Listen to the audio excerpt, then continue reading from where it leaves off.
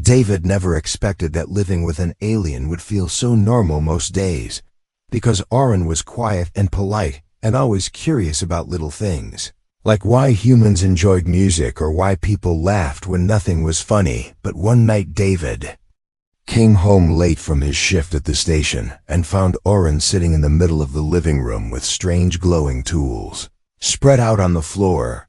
There were small lights flashing in the air and thin sheets of glass floating in patterns, and in the center Oren was staring at an old biology book David had left on his desk last week, and he looked almost like a child trying to solve a puzzle much too big for him. David stopped at the doorway and asked, "What are you doing?" And Oren looked up slowly, his eyes glowing faint blue in the dark, and he said, "I am trying to understand human breeding."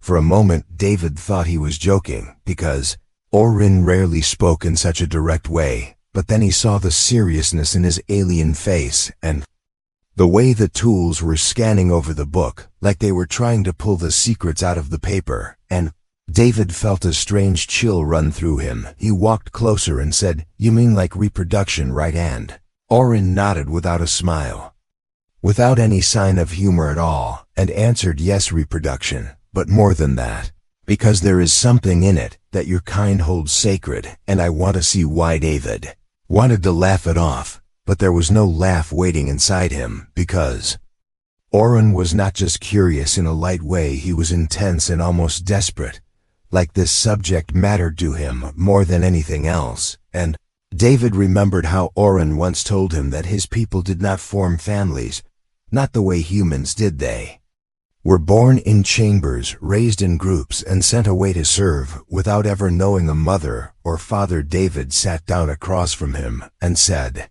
"You do not need machines for this, you just need to talk to people." And Oren tilted his head like he was confused and said, "But people lie or they do not know the truth. I need to see the structure and the function and the reason behind it, because if I can understand this, maybe I can understand why humans fight so hard to survive." The room felt heavy with silence after that, and David did not know how to answer because there was something raw in the way Oren spoke, something almost painful, and it made him wonder what it must feel like to grow up without anyone holding you, without anyone calling you family. And he thought maybe that was why Oren was so obsessed with this. Oren picked up a glass sheet, and it lit up with symbols David could not read, and he said, "My leaders believe this subject is wasteful. They think bonds of blood and emotion make beings weak, but I have seen humans do impossible things for those they care for. I have seen soldiers run into fire to save children. I have seen parents starve to feed their young, and I want to know why." David felt his throat tighten, and he could not look away from the glowing light that cast shadows across Oren's alien face, and in that moment the apartment felt like the stage of something larger than both of them, like the first step into a story neither of them had asked for, but both were caught in. Now Oren lowered the glass sheet and leaned closer and whispered, "You must help me, David, because I think your people hide the greatest power in the galaxy, and I think it begins with this thing you call breeding." David's heart thudded hard, because for the first time he realized Oren was not just studying for curiosity, he was studying to change something, maybe even to change everything. Next morning, David woke up early because he had not slept well the night before, and every time he closed his eyes, he saw Oren sitting in the glow of those strange tools, whispering about human breeding and about the secret power of humanity, and it made David feel both nervous and protective because he knew Oren was not dangerous, at least not to him, but he also knew that if the wrong alien authority discovered what Oren was doing, then everything could spiral out of control. David walked into the kitchen and found Oren already awake, staring at a bowl of cereal like it was a puzzle from another world, and David almost laughed, but then he saw the serious look in Oren's glowing eyes, and he held back. Oren pointed at the cereal and said, "You eat this every morning?" And David nodded and said, "Yes, because it is quick and easy." And Oren asked, "Is it part of breeding?" And David blinked confused. Then he shook his head and explained, "No, this is just food." Oren sat in silence for a moment, Then he said food gives energy and energy creates strength. But the way humans share food with family members is part of the bonding, is it not? And David thought about it and realized Oren was not wrong, because meals at a family table did create bonds, and maybe that was why Oren had been watching him so closely when David once showed him a video of a holiday dinner with his parents and siblings. Oren was searching for hidden patterns. Later that day, Oren began his first experiment. He filled the apartment with soft light and strange floating devices, and he asked David to sit at the table with him. Oren placed 2 bowls in front of them, both filled with the same food, and said, "Eat with me."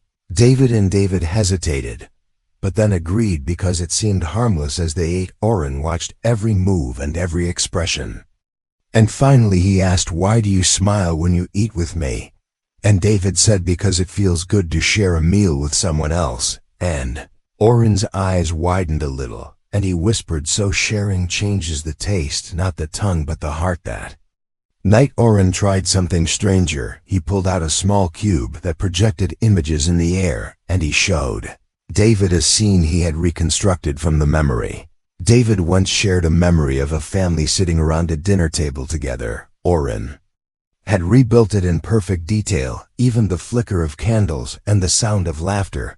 But it was strange because the figures were not real, only outlines of light and shadow. Oren placed himself in the empty chair of that glowing family and sat there silently, as if trying to absorb the meaning, and David stood in the doorway watching with a heavy feeling in his chest, because the alien looked like a lonely child begging for a place to belong. David asked softly, "Why are you doing this?" And Oren answered, "Because my people are wrong. They say family is weakness, but I think it is strength.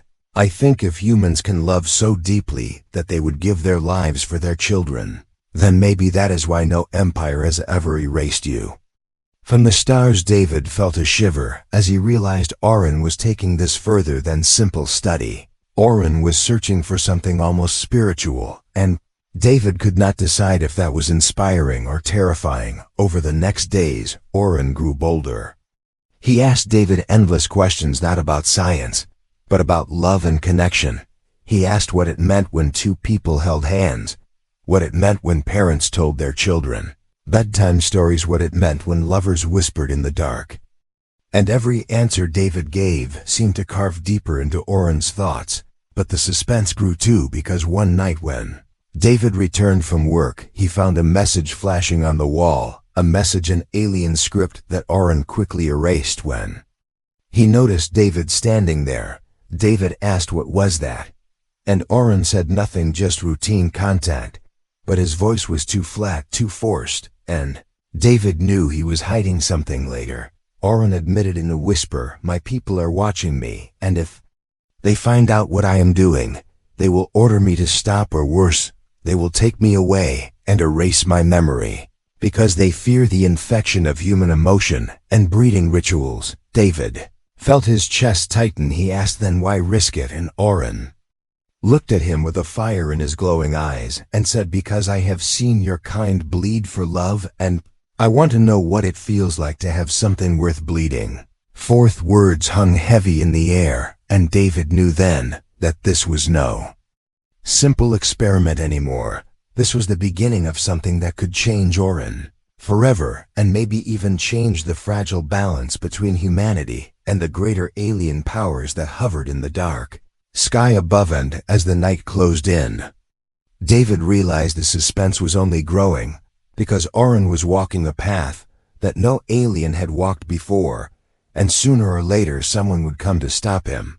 Days passed with quiet tension in the small apartment, because David tried to keep things normal, but Oren grew more restless each night, and his glowing eyes seemed to carry a weight that no human could imagine. And sometimes David woke in the middle of the night to find Oren sitting silently at the window, staring at the stars, as if listening to voices far away.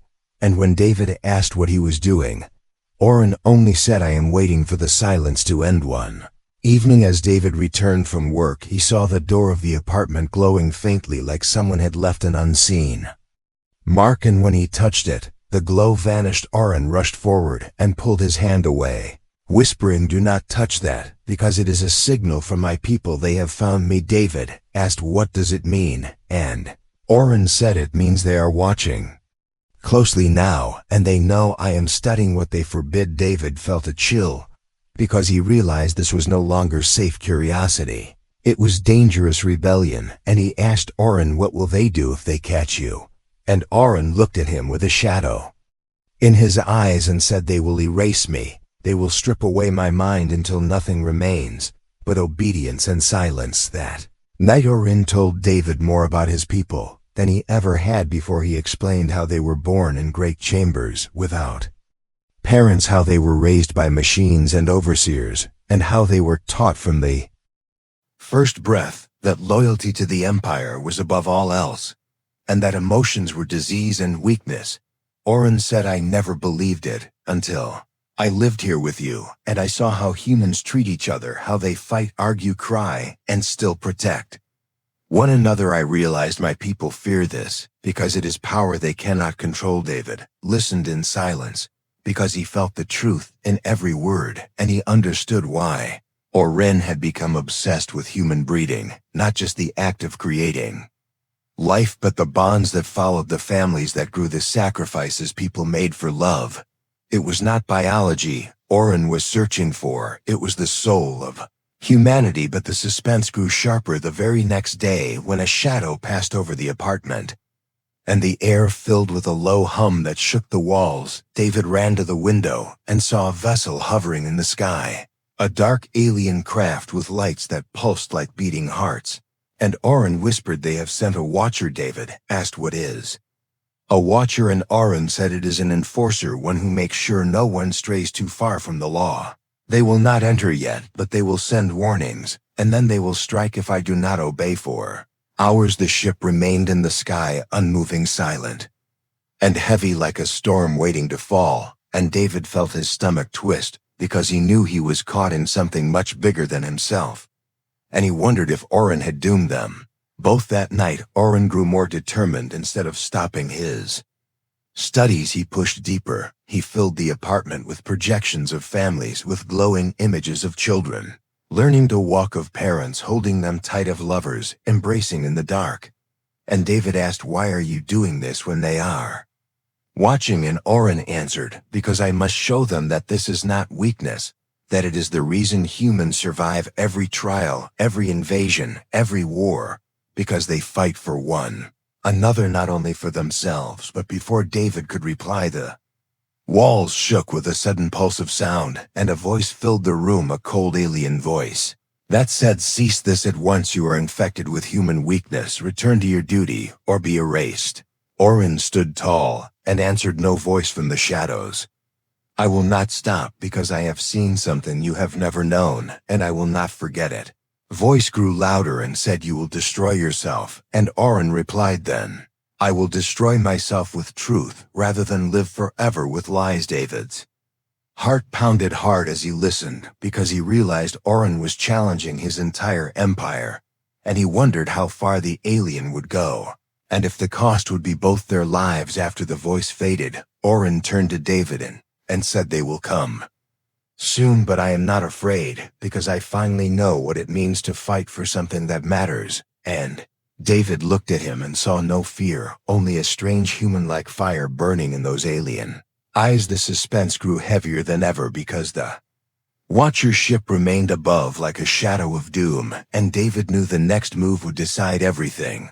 Sky above the city carried a heavy shadow as the watcher ship remained in place, and its dark form sent waves of fear through David's chest each time he looked at it. And even though the people around the area could not see what was happening inside the small apartment, David knew that he and Oren were standing in the middle of a storm that might change more than just their lives. Oren did not sleep. He walked through the apartment like a restless spirit, touching the glowing devices and whispering words in his alien tongue. And when David asked him to rest, Oren only shook his head and said, "Rest is for those who are safe, and I am not safe. I must prepare, because they will come soon, and I must be ready to show them that what I have found is truth." Night. The voice of the watcher filled the room again, and it was colder than before. It said, Oren, you are out of line. You will stop this madness, and you will return to the order of the empire,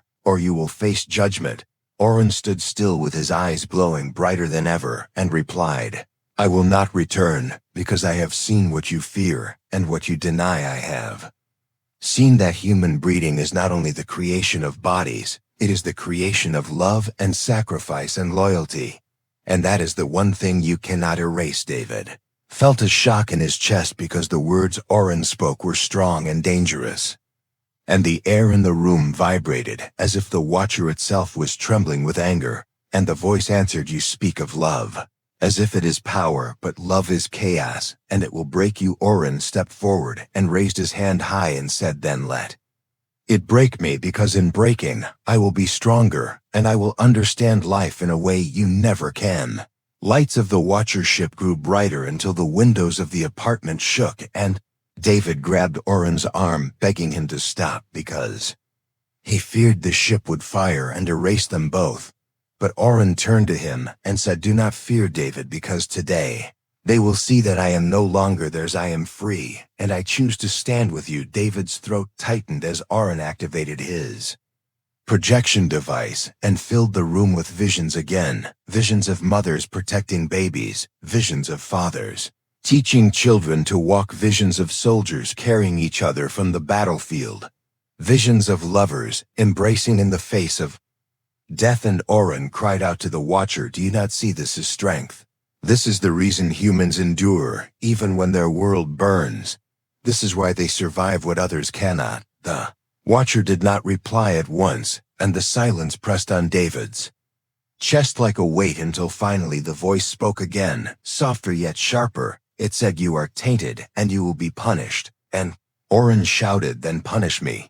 But know this, I have chosen the truth. In that moment, Oren did something that froze David's heart. He took a blade from the table and drew it across his own palm, blood glowing faint blue under the light, and he raised his bleeding hand to the watcher and said, This is sacrifice. This is choice. This is what humans taught me, and I will carry it even if it ends me. David could not stop himself. He stepped forward and lifted his own hand and said, If he bleeds, then I bleed too, because he is my friend, my brother, my family now, and if you take him, then you must take me as well. The room fell into deep silence, and the watcher ship hovered above, unmoving, its lights flickering, as if uncertain for the first time. The voice that came was not strong but hesitant, and it said, You would fall for this weakness together. And David shouted, Yes, together, because together is what it means to live. Oren looked at David with something that was almost a smile, and in his glowing eyes, David saw fire that no machine could extinguish. Oren whispered, You understand, and you choose to stand with me. And David nodded without fear. The watcher ship pulled higher into the sky, and its lights dimmed, and the voice faded into the distance, saying, You will regret this, Oren. But Oren raised his bloody hand and declared, No, I will live this, and I will never regret it. David collapsed back into a chair, trembling with exhaustion, but Oren stood strong in the center of the room, as if he had become more than himself, and he whispered, This is the breaking point, David. From this moment, there's no return. And now the whole empire will know that one of their own has chosen the human wave. The suspense was unbearable, because though the ship had withdrawn for now, David knew the danger had only grown larger, and the final test was yet to come. The night after the watcher ship left was not peaceful, because David and Oren both knew that silence was only the calm before the storm, and Oren kept walking around the apartment with restless steps while David sat watching him and thinking of what might happen next. And though he wanted to believe they had won, he felt deep inside that the Empire would never let this defiance pass. At dawn, the sky turned red with strange light, and David looked out the window to see not one ship but 3 ships above the city, and his heart sank, because he knew this was the moment when everything would be decided.